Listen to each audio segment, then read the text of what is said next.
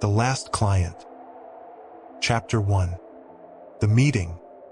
David Kincaid leaned back in his chair, surveying the sleek, minimalist decor of his downtown office.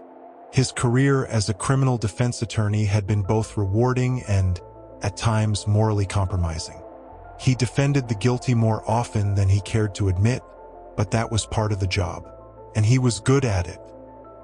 His secretary, Nancy, knocked lightly before poking her head into the room. "Mr. Kincaid, there's someone here to see you. He doesn't have an appointment, but he insists it's urgent." David raised an eyebrow, glancing at his watch. It was almost 5 p.m., and his mind was already shifting toward thoughts of the evening ahead. A quiet dinner with his fiancée, Lily. The last thing he wanted was an unplanned meeting. "Who is it?" he asked, pulling out his planner. "He didn't give his name," Nancy replied, her brow furrowed with concern. "But he's persistent." David sighed, setting his pen down. "Fine, send him in." The door swung open and in stepped a man in his late 40s, wearing an impeccably tailored suit that failed to conceal his hard, weathered features. His dark eyes surveyed the room like a predator assessing its surroundings. David immediately felt a chill run down his spine, a sensation he rarely experienced in the company of clients. The man extended a hand. "Mr. Kincaid, I've heard excellent things about you." David hesitated before shaking it, his instinctive wariness growing. "And you are? Call me Gregory. Gregory Hall." His grip was firm, his voice smooth, but there was an edge to it that set David on high alert. "What can I do for you, Mr. Hall?" David gestured for him to take a seat, though his unease persisted. Gregory sat, crossing his legs casually.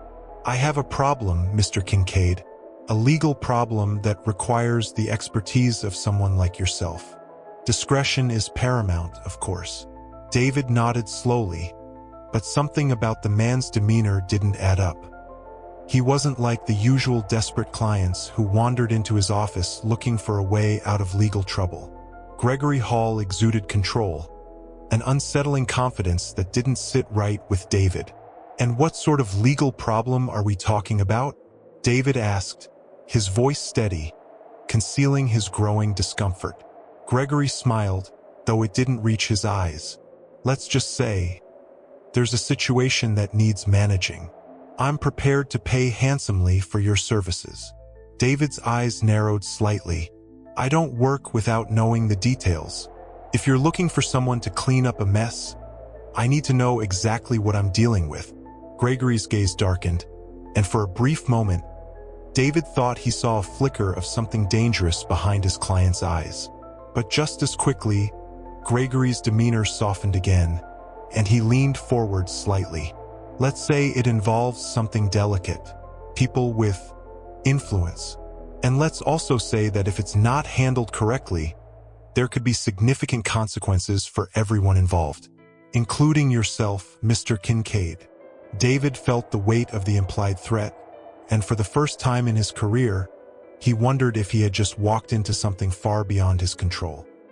Is Gregory Hall hiding more than David can handle? Subscribe to find out what happens next in this dangerous game. Chapter 2.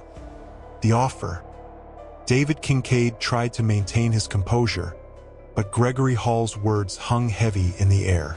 It wasn't the first time a client had hinted at something dangerous, but this was different. This felt personal. "I'll need specifics, Mr. Hall," David said, his voice calm but firm. "Without that, I can't help you." Gregory leaned back, crossing his arms as if weighing his next words carefully. "It's not the kind of thing that can be discussed openly. Let's just say there's a witness, a problem. This person has information that could be damaging."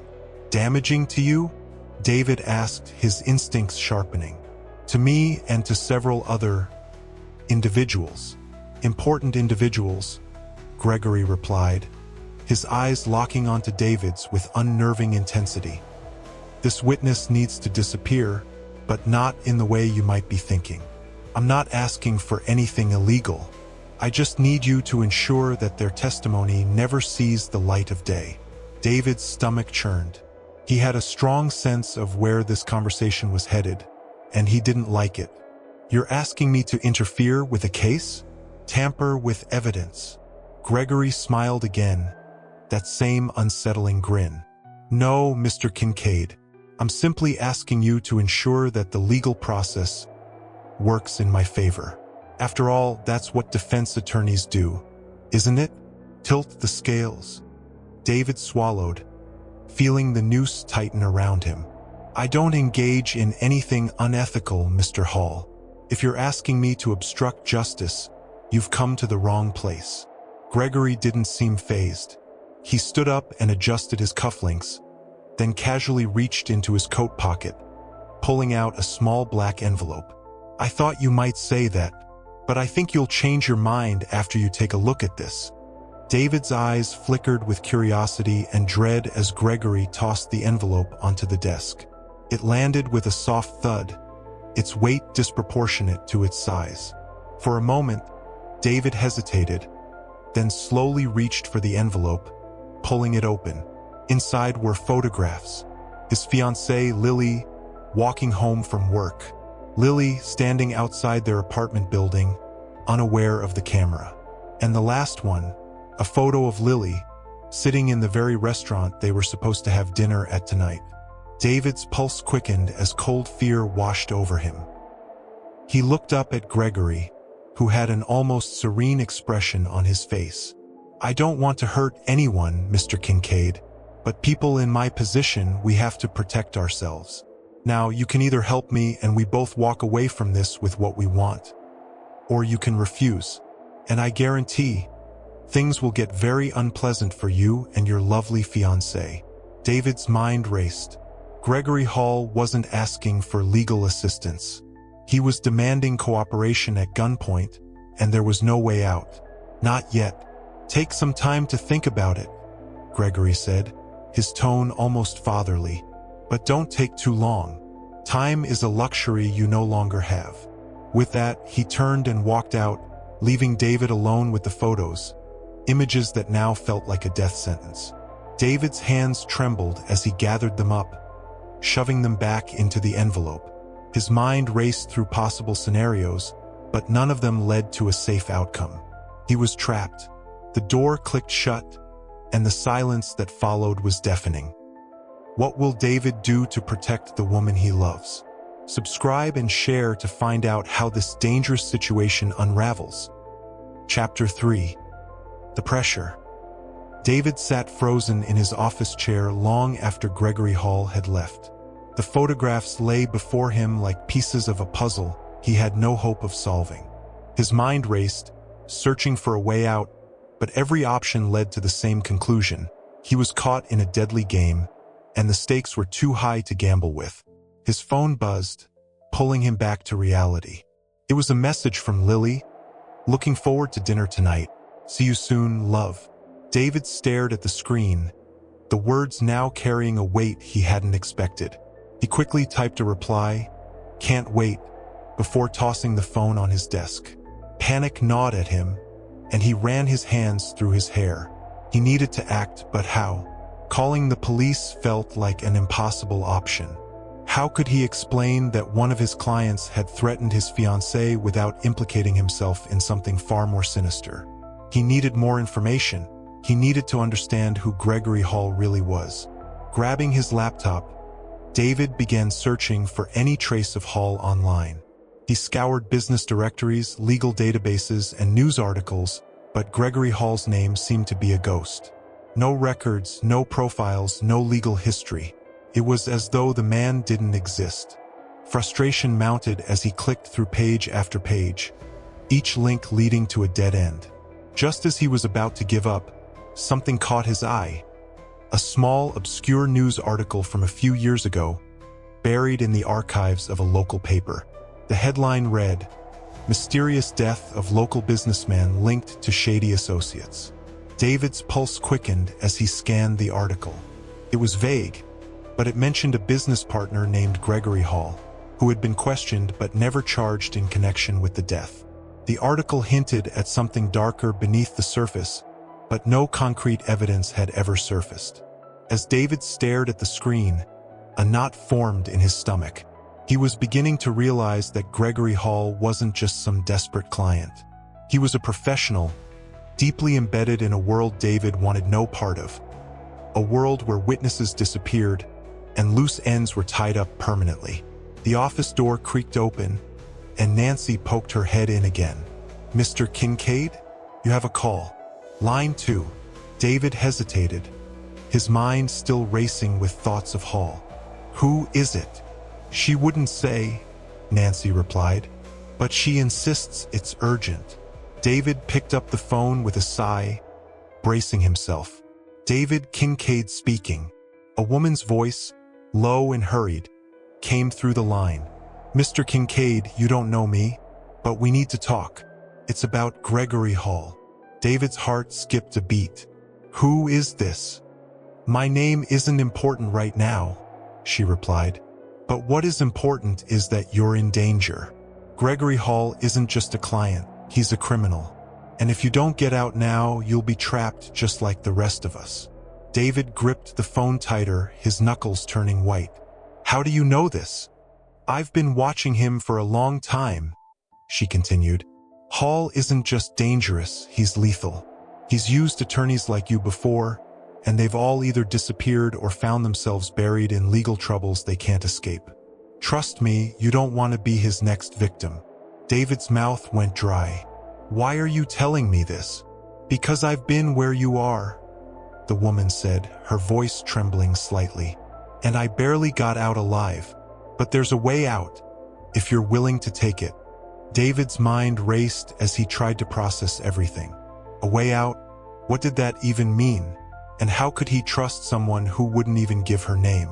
Before he could respond, the line went dead. David pulled the phone away from his ear, staring at the receiver in disbelief. Who was she? And why was she warning him now? One thing was clear. This situation was spiraling out of control, and David needed answers. Fast. Who is the mysterious woman, and can she help David escape Gregory Hall's grasp? Subscribe to find out how this thriller unfolds. Chapter 4. The Warning. David sat in the dim light of his office, the woman's cryptic warning echoing in his mind. A way out. What did she mean by that?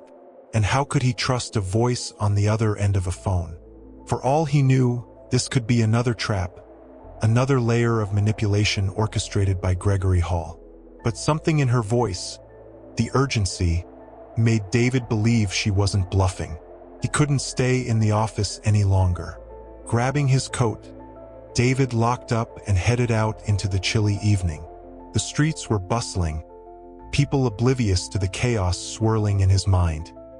He thought about calling Lily, telling her to cancel their dinner plans, but he couldn't bear to worry her. Not yet. As David walked, his thoughts spiraled. Gregory Hall was dangerous, that much was clear. But how deep did it go? If what the woman had said was true, this wasn't just a matter of protecting Lily. It was a matter of survival for both of them. He reached the restaurant where he was supposed to meet Lily, but his mind was far from the cozy atmosphere. As he stepped inside, he spotted her at a corner table, smiling as she waved him over. For a moment, David felt a pang of guilt.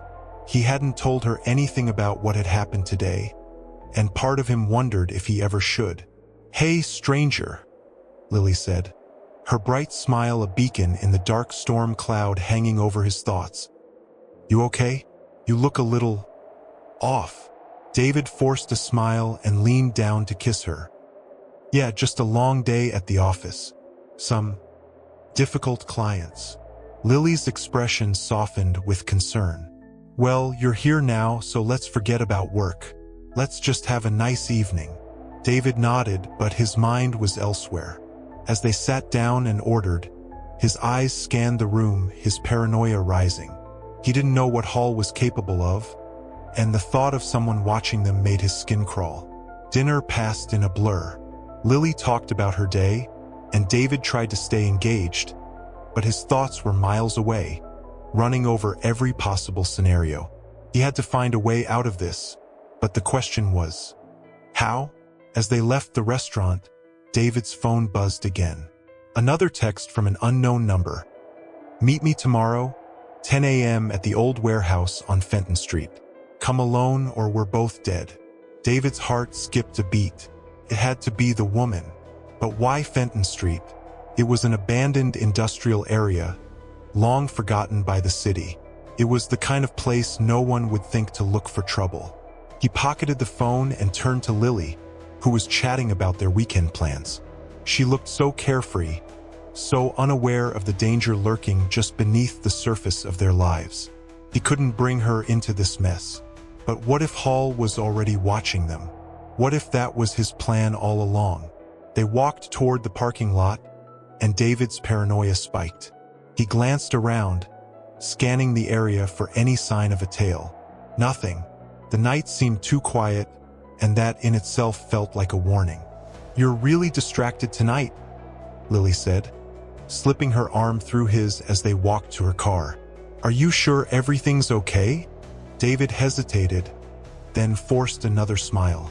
Yeah, just thinking about work, that's all. She leaned into him, resting her head on his shoulder. I know you're busy, but don't let it consume you, okay? You've got to take care of yourself. David wrapped his arm around her, pulling her close.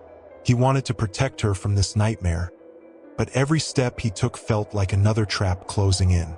Could he trust this mysterious woman, or was he already too far down the rabbit hole to escape? As Lily drove off, David watched her car disappear into the night. He stood in the empty parking lot, staring after her, his mind racing. He knew what he had to do. Tomorrow he'd meet this woman. He had no choice. But as he turned to leave, the hair on the back of his neck stood on end. A car idled at the far end of the lot, its headlights off. For a split second, David caught a glimpse of someone inside, watching him. His heart pounded. Was it Hall, or someone else entirely? One thing was clear, there was no turning back now. Who's watching David, and what will happen at the warehouse meeting? Subscribe and share to follow this dangerous game of deception. Chapter 5. The Warehouse. The cold air bit at David's skin as he stepped out of his car the next morning.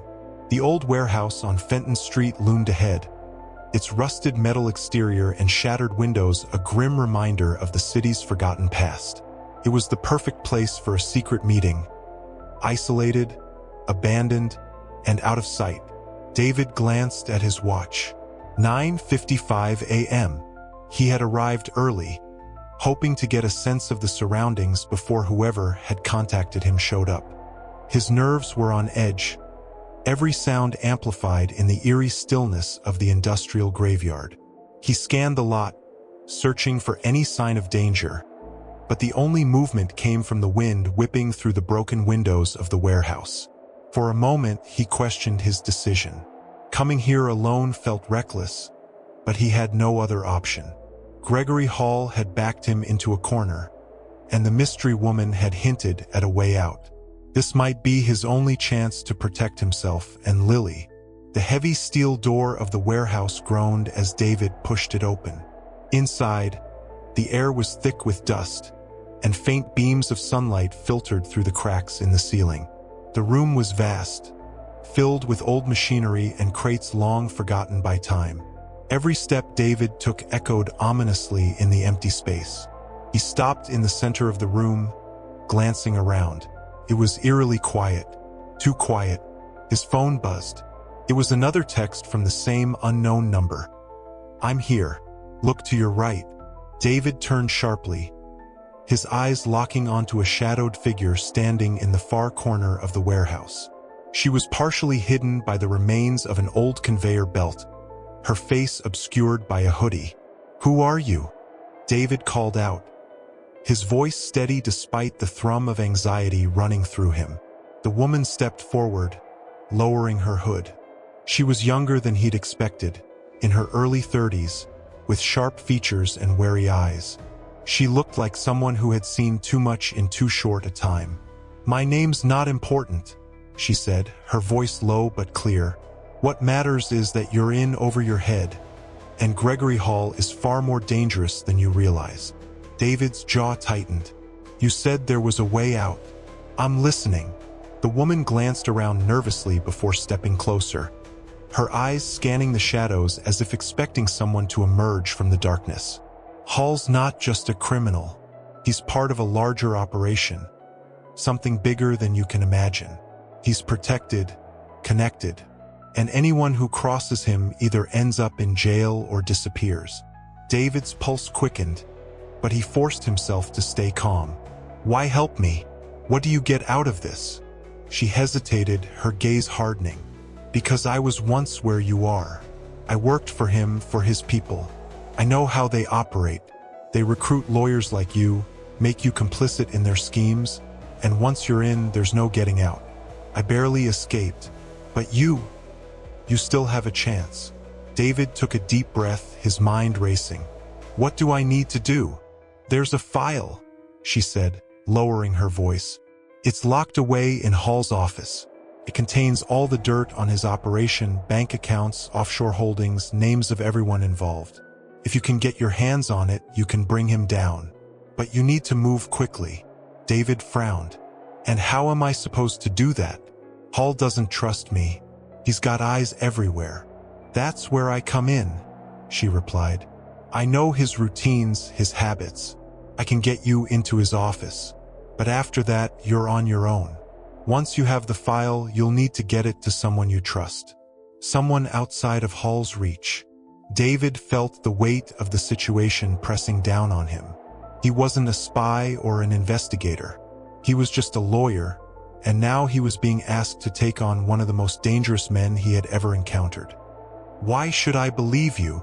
David asked, his skepticism creeping back. "How do I know you're not setting me up?" The woman's eyes flickered with something. "Pain, maybe, or regret. Because I don't want what happened to me to happen to you. You still have someone to protect. I lost everything. Don't make the same mistake." David's chest tightened. "Lily, he had to do this for her." The woman glanced at her phone. "We don't have much time. Hall's going to know you're digging sooner or later. If we don't move now, you're as good as dead." David nodded, his mind made up. "All right, tell me where to start." She handed him a slip of paper with an address and a time. "This is where we'll meet tomorrow night. Be ready." As she turned to leave, David called after her. "What's your name? I need to know who I'm trusting." She hesitated, then turned back, her face unreadable. "Call me Sarah." With that, she disappeared into the shadows, leaving David alone in the vast emptiness of the warehouse. He stared down at the paper in his hand, the weight of what he was about to do sinking in. There was no turning back now. Gregory Hall's empire was about to crumble, and David Kincaid was about to light the fuse. Will David be able to bring Gregory Hall down before it's too late? Subscribe and share to follow the thrilling conclusion of this high-stakes game. Chapter 6. The Break-In. The next night arrived quicker than David expected. His mind had been spinning for hours, running over every detail of what Sarah had told him. The address she had given led to a nondescript building in the financial district. A sleek, modern office tower that looked far too clean to house someone as corrupt as Gregory Hall. But that was the point, wasn't it? Appearances. David parked his car a few blocks away, heart hammering in his chest. He wasn't a criminal, and the idea of breaking into an office, no matter the cause, left him feeling like he was making the worst mistake of his life. But Sarah's warning played on a loop in his head. "You're in over your head. This is the only way out." Dressed in dark clothes, David approached the building. Sarah had given him precise instructions how to bypass security, where the blind spots in the surveillance cameras were. She had promised him she'd take care of distracting the night guard. Everything was laid out, but it still felt impossible. As he slipped through the side entrance, the faint hum of fluorescent lights buzzed overhead. The lobby was empty, just as she had said it would be. David made his way to the elevator, his fingers trembling as he pressed the button for the 17th floor. It's just an office, he told himself. Just another office. But this wasn't like walking into his law firm. This was enemy territory. And if Gregory Hall found out what he was doing, David wouldn't live long enough to see the inside of a courtroom again. The elevator dinged softly as it reached its destination. The doors slid open, revealing a long, sterile hallway. Hall's office was at the end, shielded by a thick glass door. David took a deep breath and approached, trying to keep his nerves in check. Just as Sarah had promised, the door was unlocked. She had told him Hall was meticulous but arrogant. He never thought anyone would dare come after him. Tonight, that arrogance was working in David's favor. The office was vast, with floor-to-ceiling windows that offered a breathtaking view of the city skyline. It was a stark contrast to the filth lurking beneath Gregory Hall's polished exterior. David had no time to appreciate the view. He moved quickly to the desk, pulling open drawers, rifling through papers. He found nothing of value, just the standard paperwork of a business mogul. Frustration built as he searched. Where was the file Sarah had promised? Time was ticking, and every second felt like a countdown to disaster. Then he spotted it. A small safe tucked behind a modern painting on the wall. It was the kind of thing you'd see in the movies, and David's heart skipped a beat. He reached for the dial, cursing himself for not asking Sarah for the combination. Suddenly, his phone buzzed in his pocket. It was another message from the unknown number. The code is 5-3-2-9-1. Hurry. David's fingers fumbled as he dialed the numbers. With a soft click, the safe door swung open. Inside was a thick manila folder, and just as Sarah had promised, it was labeled with names, account numbers, and documents linking Gregory Hall to a vast network of illegal activities. Bribery, money laundering, and worse. David stared at the file, the weight of it sinking in. This was it, the evidence that could take Hall down for good. He quickly stuffed it into his bag, heart pounding as he prepared to leave. But just as he turned, he heard it. The unmistakable sound of footsteps approaching the office. David froze, his mind racing. He had been careful, but had he been careful enough? The footsteps grew louder, and his pulse skyrocketed. The door creaked open. For a split second, David thought it might be Sarah, but the figure that stepped into the room wasn't her. It was Gregory Hall. The man stood in the doorway, his eyes cold and calculating as they locked onto David.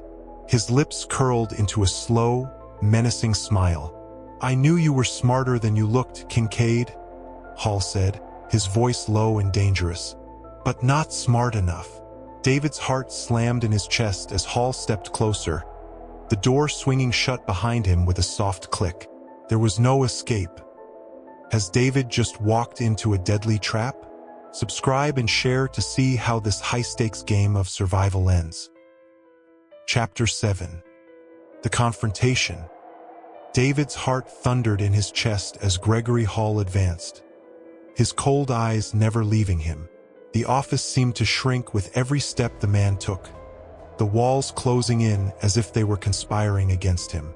David's mind raced for an escape, but Hall was blocking the only exit. He was trapped. "I have to admit," Hall said, his voice eerily calm, "I didn't expect you to fall into line so quickly. Most of the lawyers I've worked with needed a little more persuasion. But you walked right into the fire."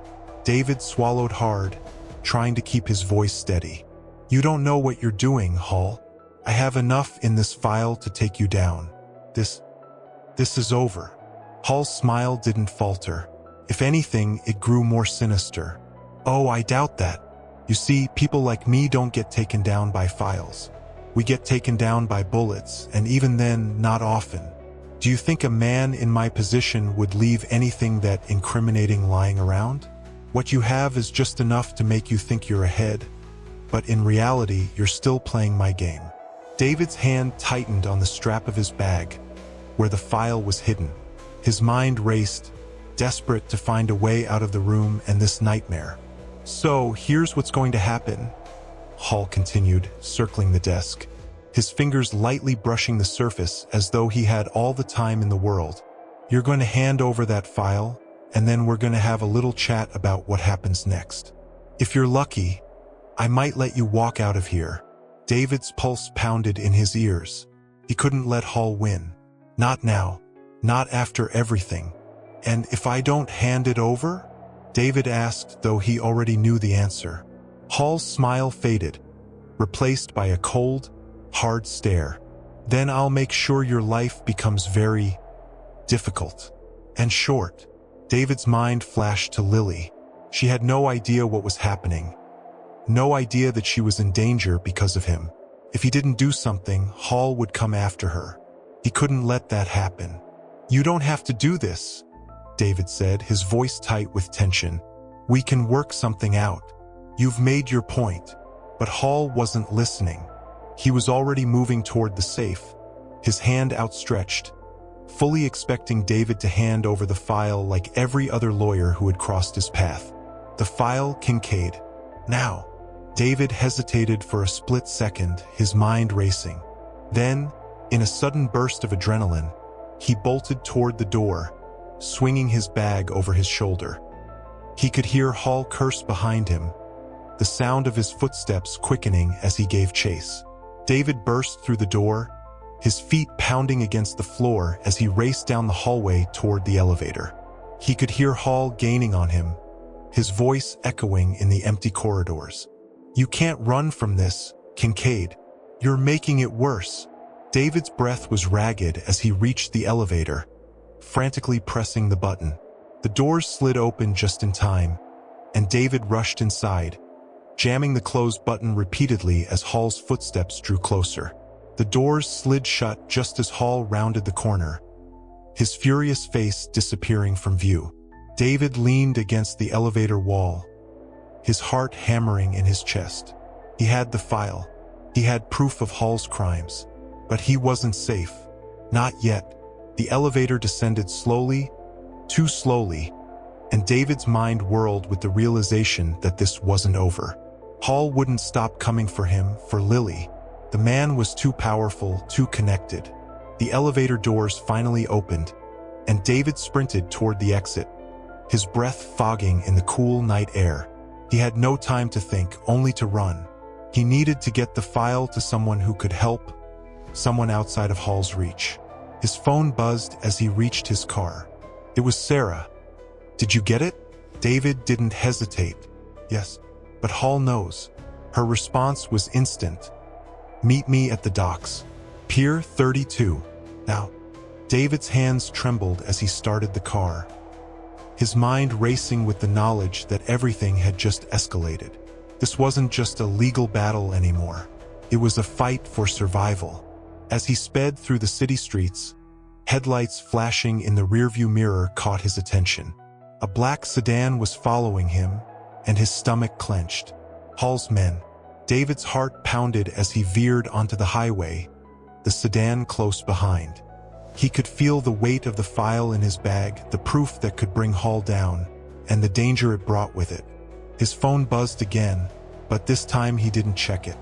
His only focus now was getting to Pier 32, to Sarah, to safety.